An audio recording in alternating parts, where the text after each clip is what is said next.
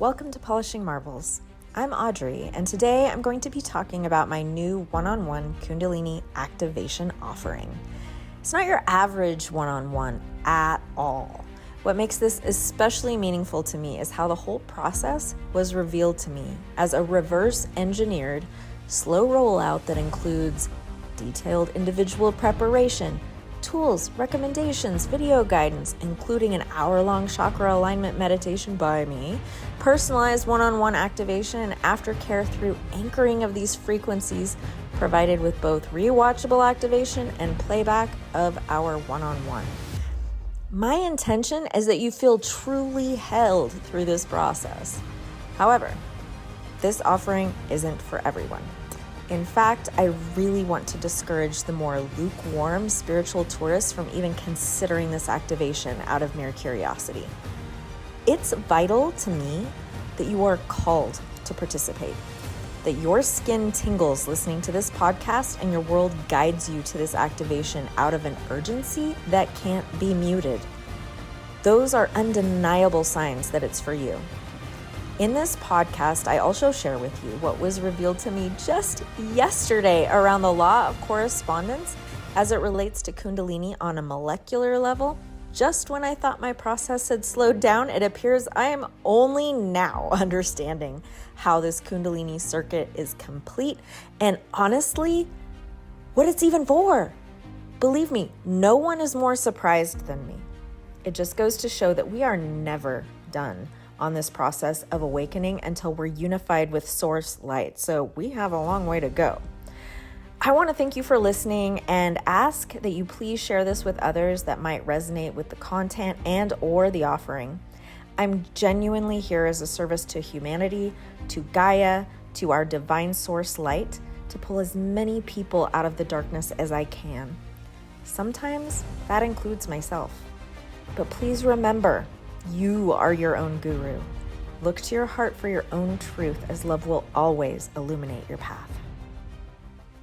Hello. I am joined by my cat who decided as soon as I was getting connected to everything that she wanted to be part of it. So I had to start my recording over and get her on my lap. So I would like to welcome you to this podcast about Kundalini.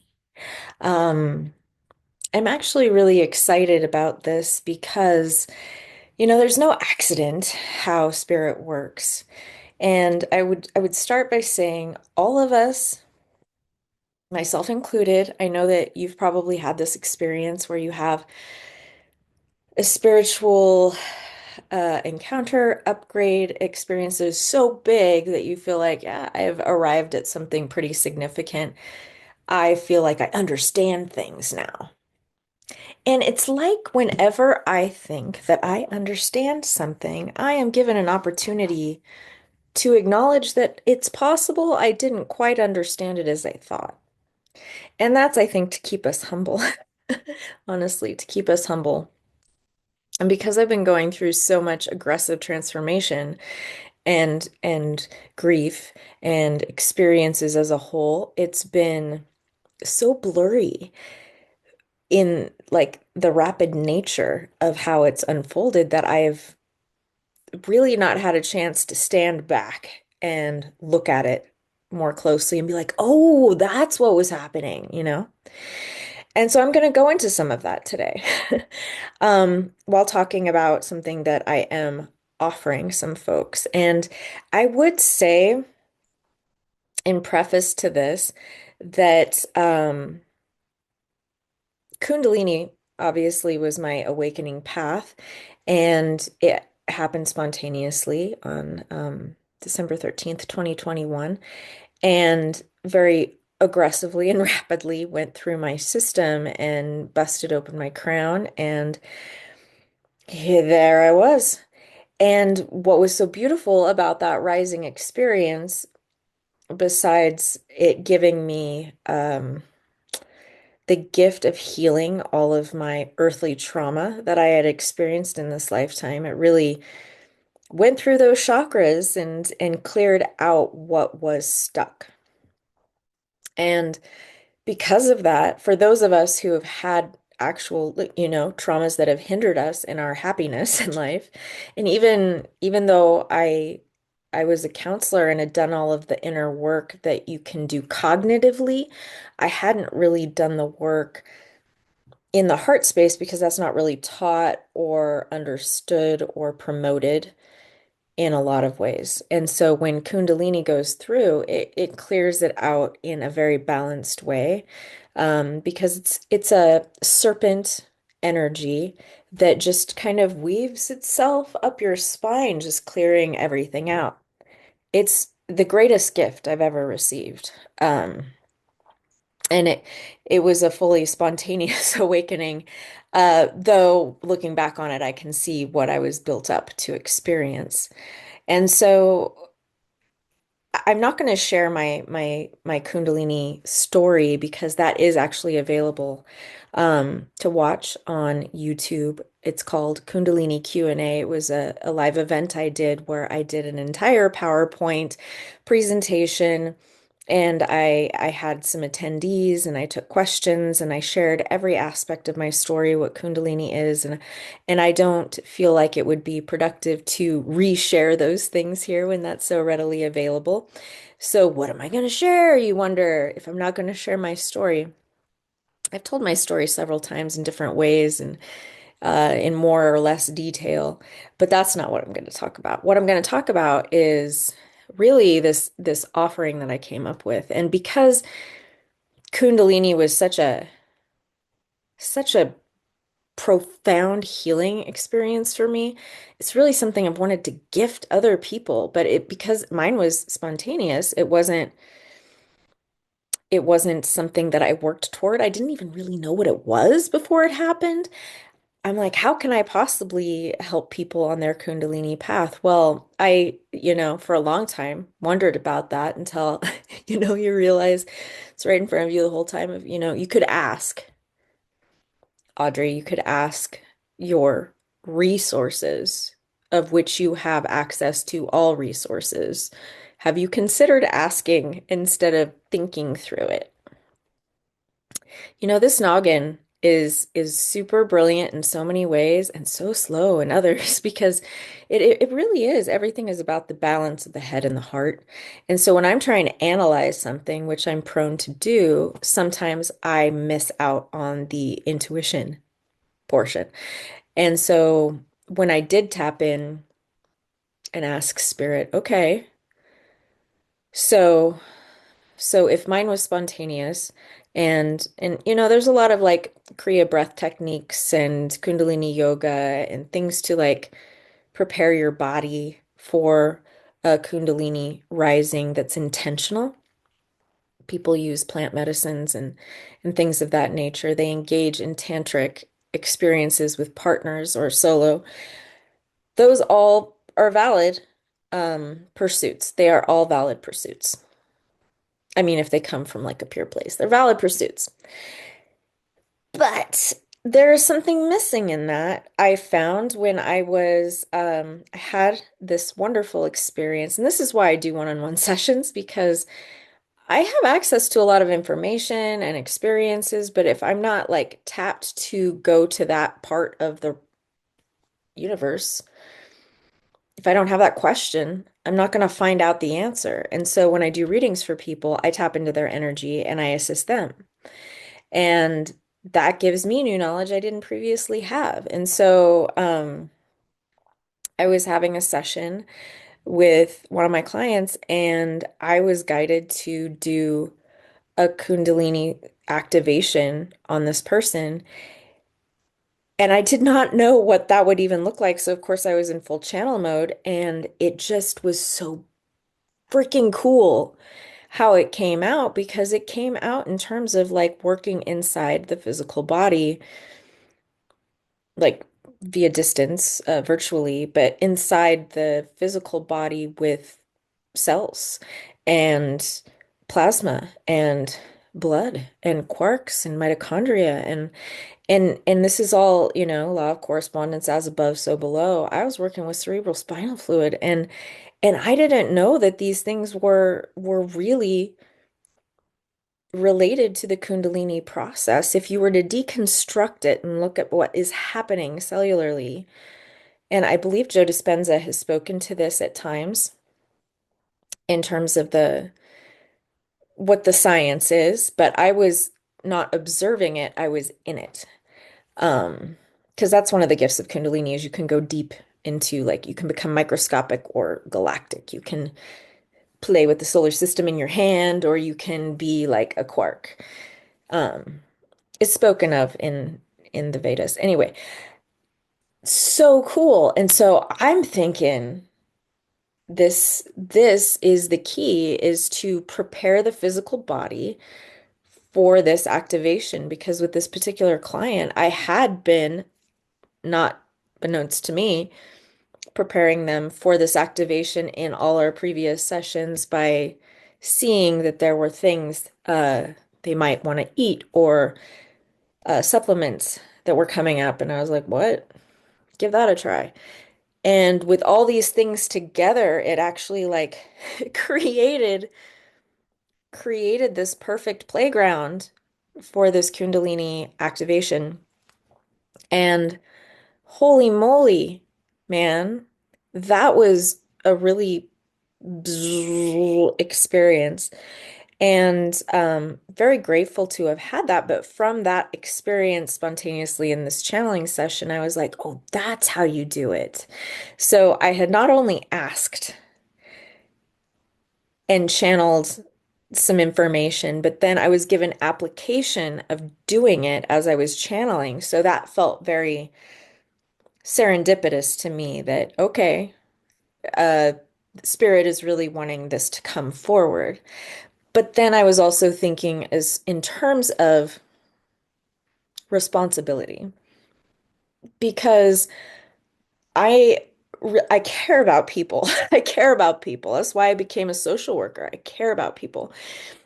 And Kundalini can also create a lot of potential damage in people if they're not tended to properly in the way that they are going about their awakening journey. And it can actually like do some destruction, frankly, if a person's not ready to receive it, because it will clear everything out. And if you're not ready to clear everything out, or you don't have space to clear everything out, or respect your body and your boundaries as you're doing that, and expect for things to go bananas, that can be scary, especially in the world we live in, honestly. And so I really wanted to make sure it was a safe container to assist people. And and so the way I developed it, this Kundalini activation one-on-one offering that I have, you can look on my website to how I've broken it down because it's less important to me to sell the activations as to make sure you're ready to receive it.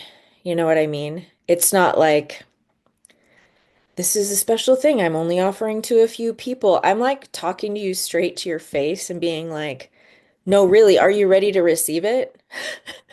Because I don't want to do this to and with anybody who's not ready to receive it. And so that's why I created the Q&A video that's 2 hours and 16, no, 14 minutes. Yay, tomorrow's Valentine's Day. My birthday's on the 16th, which is yay, I'll be 48. Um, which is really 444 if you think about it. So I'm super, super happy about that. So it answers all your questions. It gives all of the warnings. But the offering itself, what makes it unique is it's not a one and done. It actually, when you get the activation purchased, assuming you're ready for it, assuming you're ready for it, um, then you're given some tools to apply and like a robust set of instructions through video I give in terms of this is my recommendation on how to prepare your vessel to receive the activation. And here are some tools to consider in terms of engaging in this kind of dietary practice with omega-3 fatty acids and the way that you can move your body to encourage its being open in flow. Here are some resources with which you could do that. Here's a playlist of music for meditation or Kundalini related vibrations for you to listen to. A complete, robust support system and entryway. And then there is a guided 1 hour meditation. This meditation, just recording it, was so physically challenging on my body to even walk away from this chair when I was done because I was humming so intensely because the meditation I've done on myself a bazillion times, but I've never done it channeling intention for people that will be receiving it. So I've always done it for myself. There's something vibrationally that happens if you take time out of this whole thing. And my intention to connect and heal people, and whoever's going to receive that connects to it. So I was like holding space for all the people that are going to be taking this activation. And that really like took my body to the next level. But what it does is it's a chakra cleaning meditation in the modality of the way I was shown to do it when my Kundalini first rose. So I'm using that technique. And so I guide you through that clearing, and it's to get you into the habit of really protecting your space, your chakra system, your flow, your circuit, and move that energy through you so it's not getting stuck. It's a hygiene practice. And so you're getting recommendations on how to take care of your physical vessel, kind of a troubleshoot of what do you do if you're feeling like some insomnia, or how do you relax your body, or these are the kinds of like heart opening exercises. There's a heart opening, a whole lot about cacao, which is a heart opening modality to utilize. And then after all of that you're given, so you can't schedule with me until after you've finished all of those things. And then you get an email after each thing you complete telling you what's next. And eventually, when you hit the point that you've prepared yourself physically, like you could plow through it, but don't do that. Please don't do that. Because I mean, you can play with fire, but you will get burned. So it is so important that you're ready so that you have the tools that you are taking very seriously and listening to your body, be connected to your body, and to know when, at this point, after you've done all these things, then you schedule with me and we do the activation. And that's an hour long. And after that, you have aftercare available. So it's really all of this stuff. It's not just like you're paying for a channeling session with me. It is taking care of your vessel for the entire process. And what's so genius about it, and again, I'm not taking credit for this at all. I'm not calling myself a genius. I'm calling spirit a genius because spirit is very organized and amazing. And the way that this has flowed out of me and through into this makes it really, really, really special because, okay, think about this for a minute. I don't know how many of you are my age, but when I was young, I watched a lot of Little House on the Prairie. Okay, I freaking loved Little House on the Prairie. It was on Channel 12, 5 o'clock every night. So I was home from school. We'd have some kind of dinner ready, and my family did not sit at the table unless it was a holiday, basically. And so we were always in front of the television watching Little House on the Prairie and MASH, like when I was little in the 80s. And we'd be eating dinner together, and then we'd just chill out watching these shows. And I loved Little House on the Prairie. In fact, even as an adult, I like bought the DVDs and I watched them because there's really nothing like it. It's so freaking wholesome. The morals are amazing. The characters, the archetypes, all of it, genius, if you ask me. But I really related to probably Mary, honestly, to except for the blindness. I related to Mary because she was more like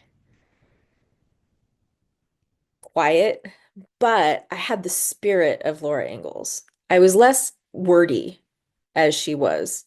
I really relate to her more as an adult, because I was too introverted as a kid. So much going on inside.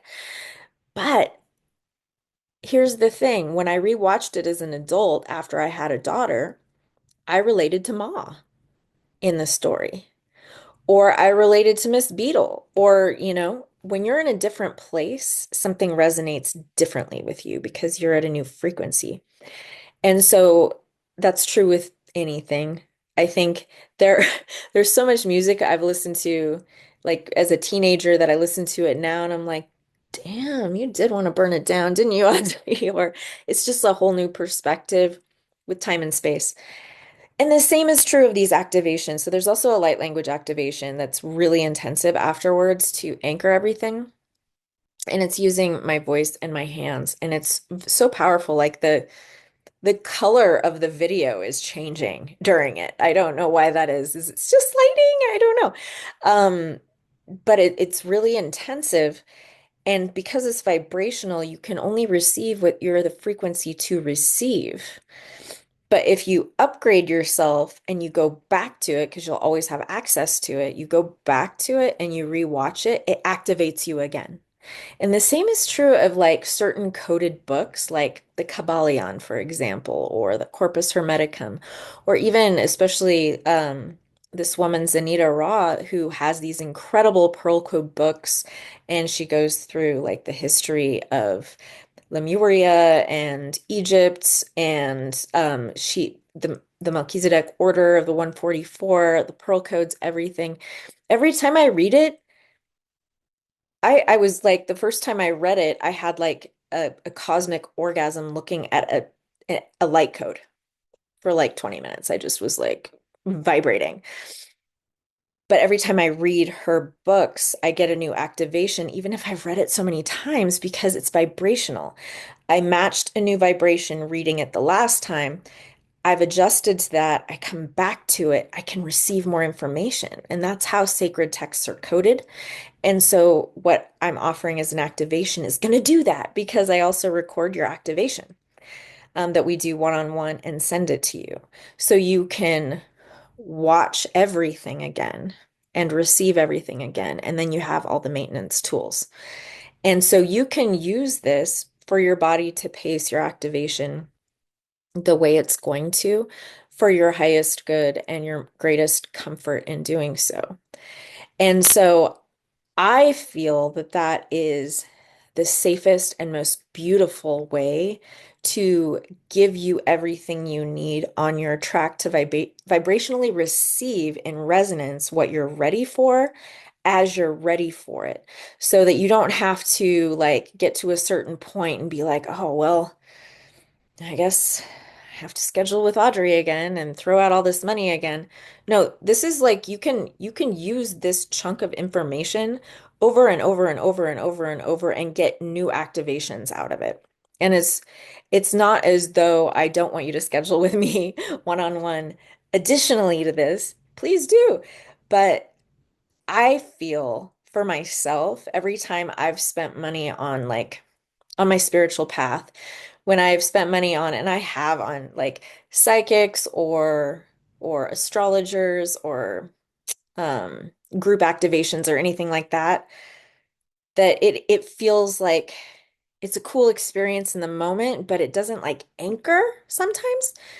Like I couldn't even tell you what the experience was maybe an hour after because it was maybe an intensive vibrational experience. And then as it dissipates, and then I can't see it again or access it again or go back into that feeling again, it's like it just flitters away in the wind, like sand through the hourglass. And that's not how things get anchored because that's the thing. What I noticed on a more applied level when I counseled people for years, and I'm saying 14 of them, and especially in private practice for that last 7 years, I would teach a skill, and we're talking outside of the spiritual world for a second. These are just like regular human folk that are dealing with the tragedy of living in a place where they don't have sovereignty, which is the planet Earth.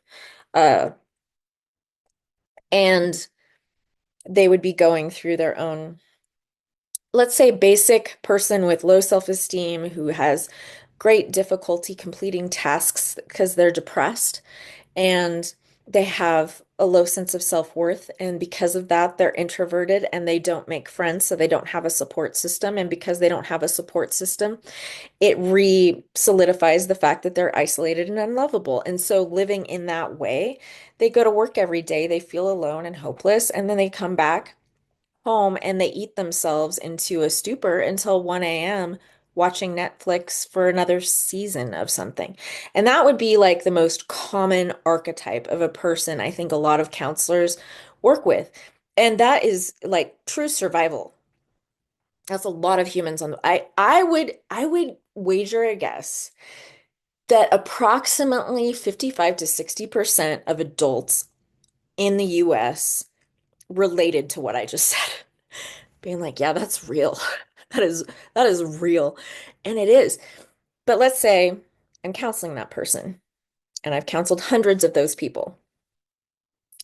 I would say we have to break that pattern, right? Because that's a pattern you're stuck in and it's continuing and it's kind of like a tick that unless it's interrupted, it's not going to stop. It kind of goes loop, loop, loop, loop. Because we're repetitive creatures. And so you have to break that. And a suggestion for that would be instead of like going to your same coffee shop every morning, getting like a quad extra huge mocha with extra caramel and all this stuff for all the sugar to keep you awake, you wake up and you make a gratitude list and listen to uplifting music instead of the news. And when you go to work, get a smaller size of that drink before going to work. Just small stuff. Okay.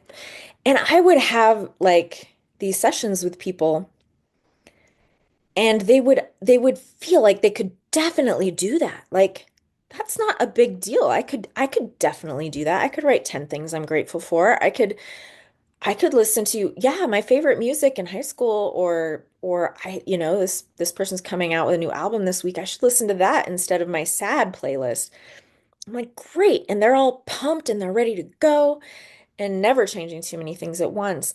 And then they'd leave the session ready to do all those things.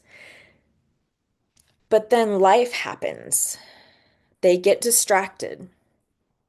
They uh, get called in by their boss and have a review that makes them feel horrible about themselves. Everything they thought they could do and that they were capable of just falls away. And so the next time I see them at our follow-up visit, maybe 2 weeks later, maybe a week later, I come in and I ask how it went with the gratitude list. And they totally forgot about it. And why did they forget about it? And I was notorious for giving out post-it notes. I was notorious for it. So that people would remember, I'd be like, stick it on your fridge, stick it on your bathroom mirror, or whatever. In fact, one of my patients who moved to Scotland, when she unpacked her stuff in Scotland, she sent me a picture of all the posts. She'd saved all my post-its over like years, and she put up all of them and sent me a picture to be like, "You're still with me," because they were really good pieces of advice, like "You're worth it" and things like that.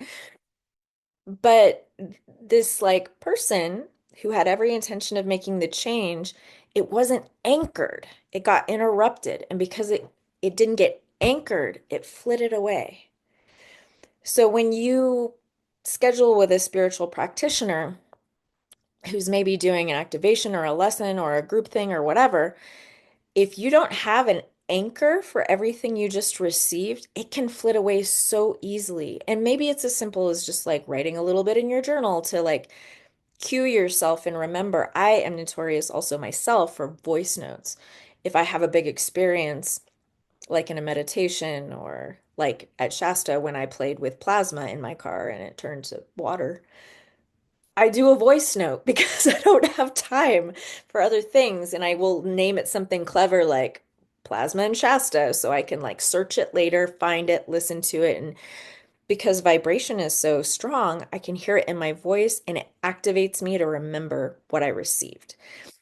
So that's why I needed to create an anchor, not just the activation and the preparation, but an anchor so that you will have it there and it will stay there.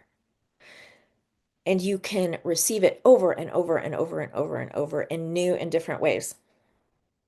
So, all of that to say, I'm going to tell you what I didn't know. I'm going to tell you what I didn't know. This is so cool. This is so cool. And the timing of it, I think, is so perfect. It's so perfect. So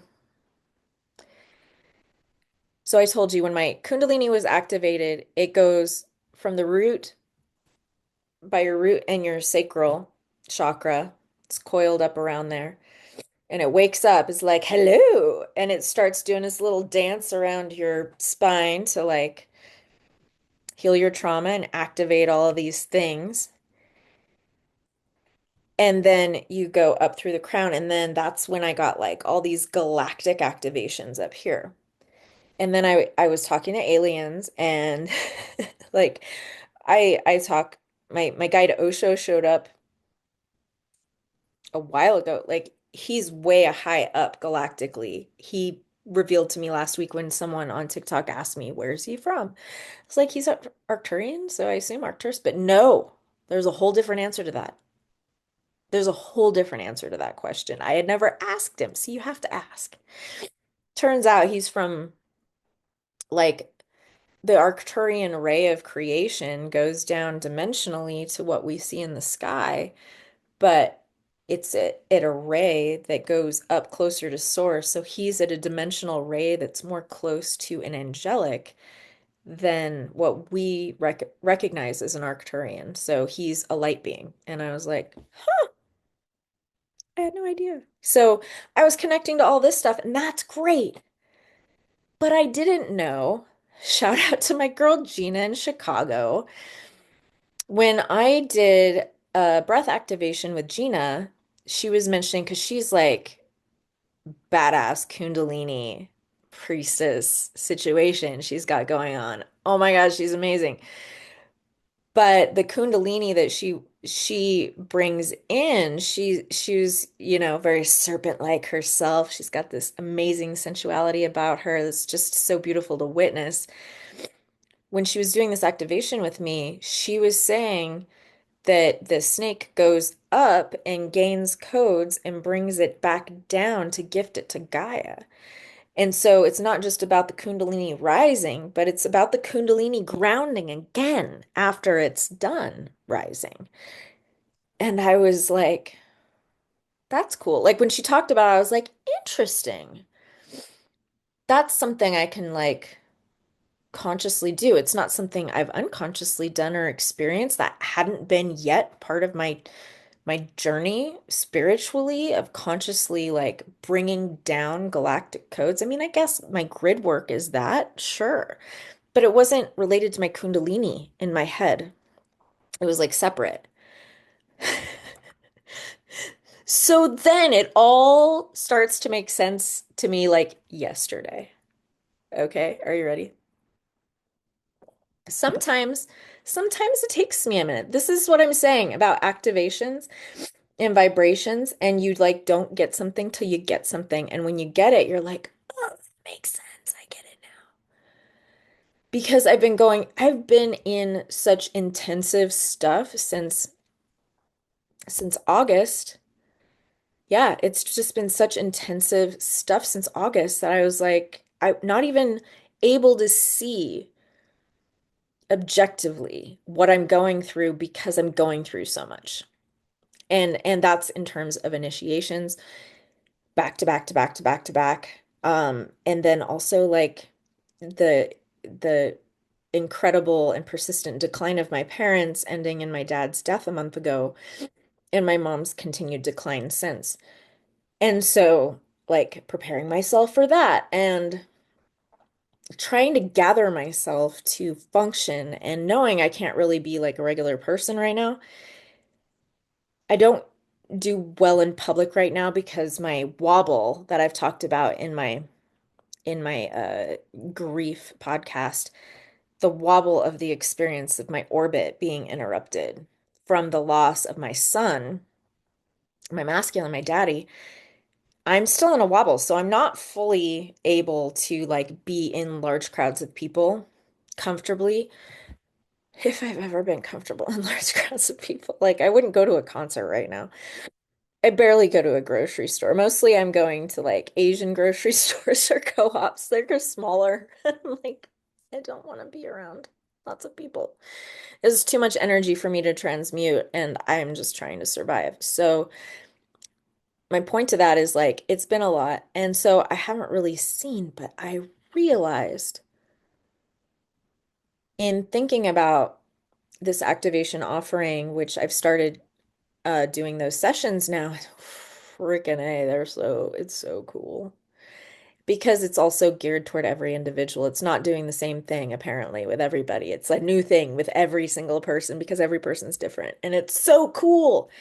And it like zaps me when I do it, so it's kind of great. But after this, I was like, all right, if my Kundalini rose up and I went into the galactics and has it headed down yet? Or am I just like up here? And then I realized, oh, because when I went to a conference in Shasta in August, with some just freaking amazing humans, we did some big stuff for the 8-8 portal. And I believe that activated the Kundalini to come back in, to bring it back to the ground. And I can say that because if you look at the chakra system, I can tell you, like, once my Kundalini rose, I can tell you everything that was happening when it was going through what chakra because it's clearing shit out. And it was clearing out everything. Um, Dealing with like womb trauma. I was having a surgery to clear out my womb trauma. Like I was going through, and I know when my crown popped open, I know when I hit the galactic star and the Arcturians came to me, like each thing happened, I knew. But I wasn't looking for what happens when it comes down because I didn't know that it comes down. But guess what? It was like right after the conference in Shasta, and I talk about it in a podcast actually.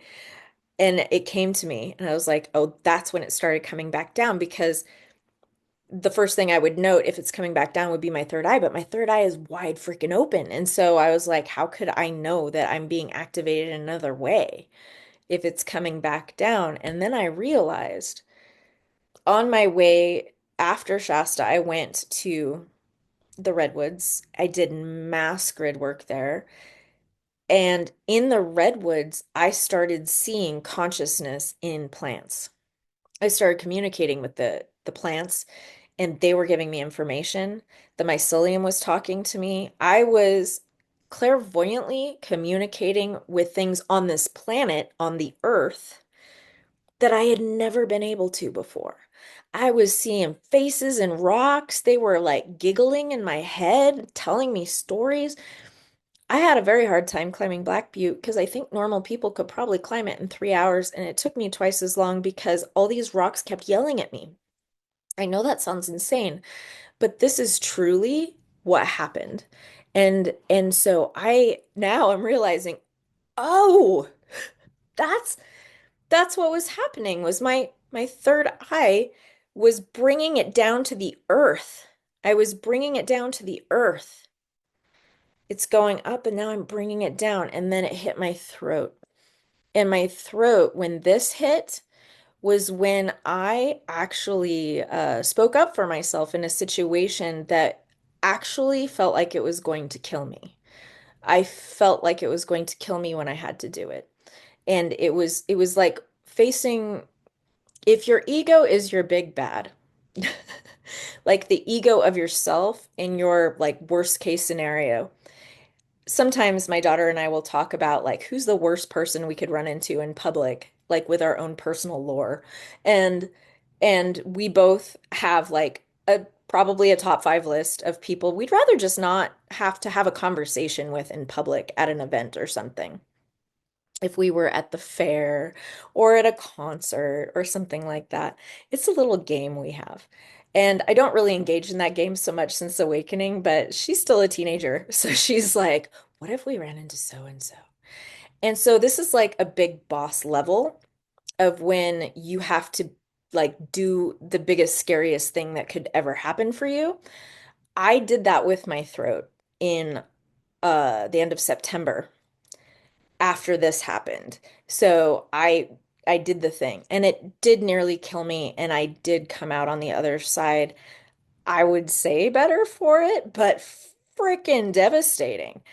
And then the heart is where I've been in the heart and the solar plexus.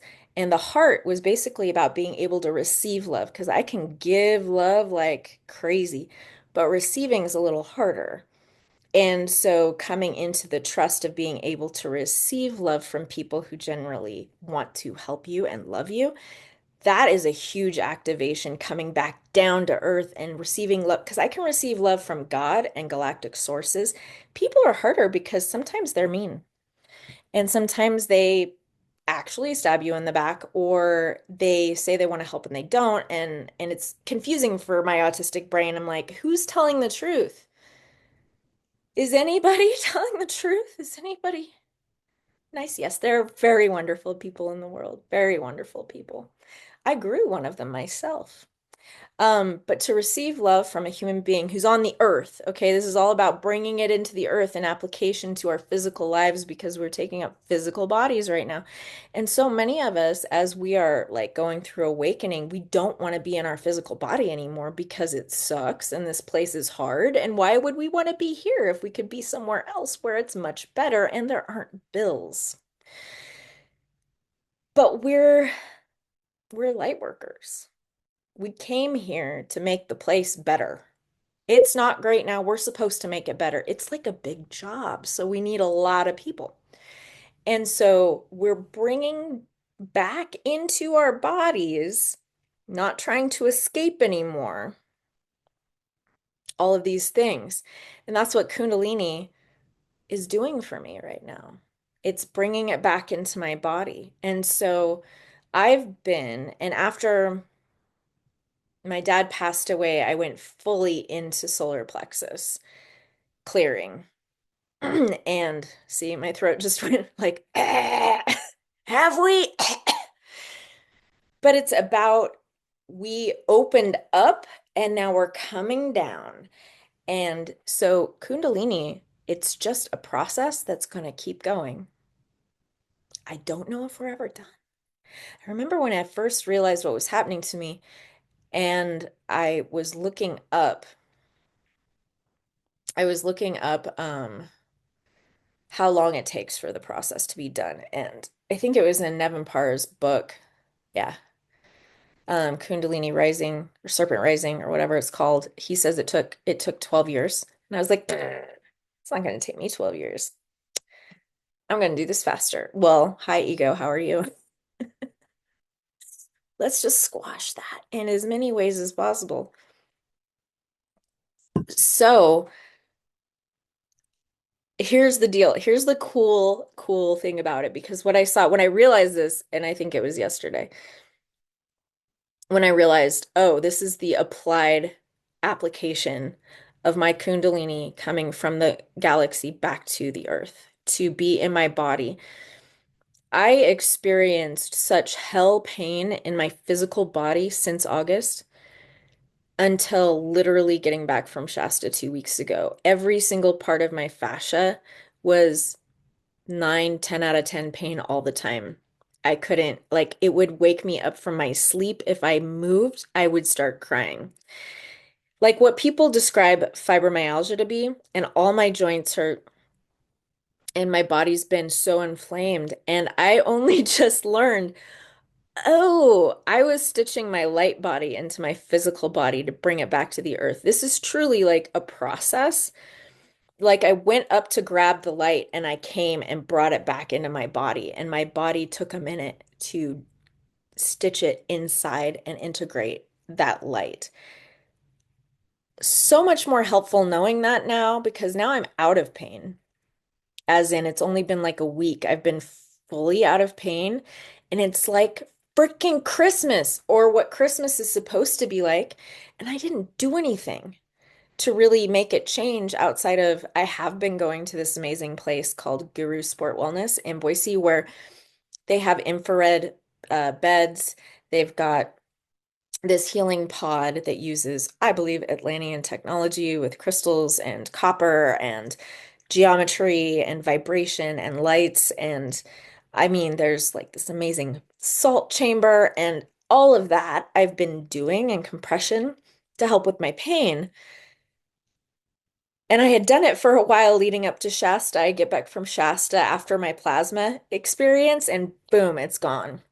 So I feel like they're all working together to have made my physical body a place that I don't hate being in.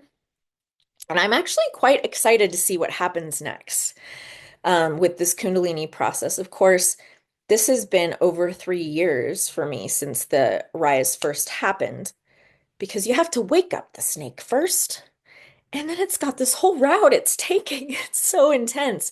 But what I saw, because through the law of correspondence, as above, so below, as within, so without, is, and I remember in undergrad when I was taking Intro to Counseling Skills from Dr. Dumas. She was an expert in borderline personality disorder, and I was crazy about her. I thought she was amazing. She was the first teacher who, when we were doing like some kind of exercise, she's like, "You're going to grad school, right?"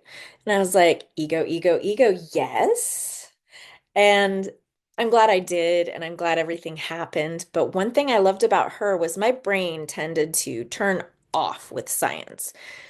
It just did. I couldn't receive it. But because I had a connection with her, it was like she took me through this route of trust to receive information about science that made sense to me. And it was about neurotransmitters. And so, if you don't know how this works, in your brain, you've got these synapses that release neurotransmitters, and it's like a communication. And there are certain transmitters that are used in regulating your mood and attention and all sorts of stuff. And honestly, now that I'm not aligned with like the medical world and modern day science, I don't even know if what I'm saying is accurate in the exact tonality, but this is a conceptual thing we're talking about here. So concept stands. Um, that these synapses release these neurotransmitters of like serotonin, norepinephrine, dopamine, and these help regulate your mood and your attention span and so many more things. Like for example, if you're extra low on dopamine, people have tremors. Like it's really important these things to be in balance. So this is what I saw, and this is so cool. The synapses work as that communication modality. If there's something that blocks them from communicating neurotransmitters, or the neurotransmitters essentially are not producing, there's no communication to the body for it to work properly. And so it's really important that the communication from here to here is done with the neurotransmitters to receive and give. And there's this communication going on in between, right? So let's look at this Gaia source.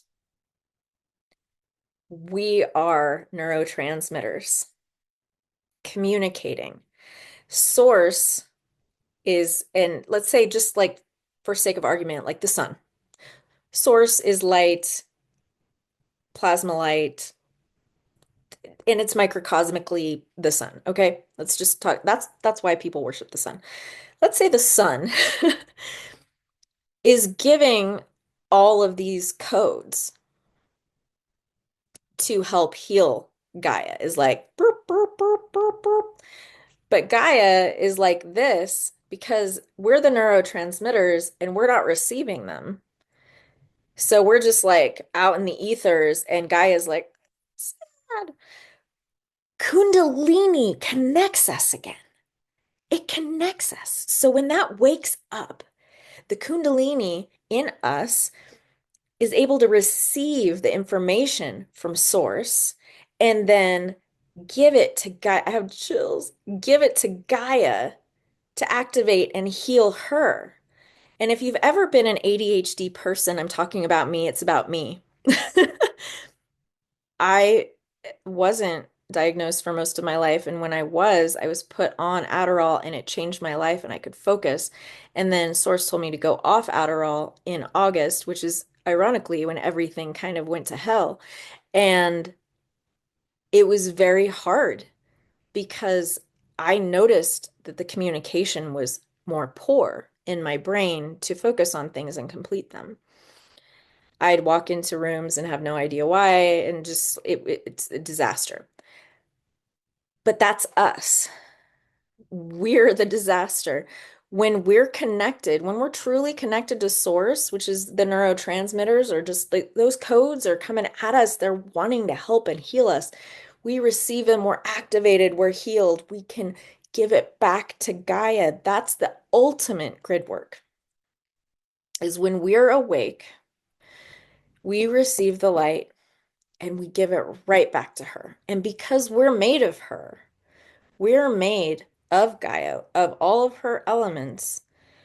When we get those codes, that Kundalini goes up and reaches and grabs, and then it wants to bring it back down. We're the communicators between the heavens and the earth. We are the neurotransmitters that will bring everything back into harmony. Holy crap. So, yeah, that's what I have to say about Kundalini. And the activation and what the offer is. Again, really like sit with yourself to see if it resonates for you to do that activation or pursue it. And if you don't know, like again, I don't want to work with people who aren't ready because that doesn't help anybody. And I really want you to be blessed. So if you are not ready, it's not time for you. But you have so many other resources to ready yourself. There are some people I'm sure are hearing it and being like, oh, that sounds scary. That's not for you. But if other people are like, oh my God, that all of that resonates. I have chills on my body. My head's tingling. What's going on? That's a sign for me. That's always a sign of resonance. See, I get it right now. I got it right now. It's a sign of resonance that, okay, we're hitting the right note. And resonance is really like if someone were strumming a chord of like certain notes and you're on the guitar string over here, you can feel it reverberating because it's in tune with you. So that means you're ready. Or it's time to consider.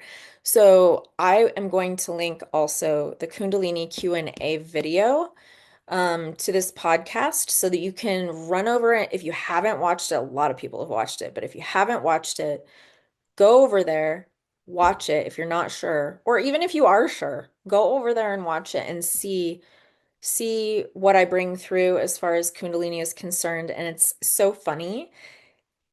It's so funny because I did that before I got all the information about Kundalini coming back down and why. So this is just cool. It's like an added bonus. Um, it's the gift that keeps giving, y'all. I'm not done growing. I don't think you're done growing. In fact, I don't think we're ever done growing until we are non-physical and we are returned to source. So we've got a long road, man. A lot of work to do to bring codes back into Gaia. I'm ready for it. I'm ready for it. So, I don't know how long I've been talking, but I'm going to go ahead and wrap up. Thank you for listening. If you've listened this whole time, I'm so excited to be able to bring forth some new insights around Kundalini that I am also excited about for myself discovering it. It's all very timely, if you ask me, which you didn't, but if you ask me. All right. I'll talk to you next time.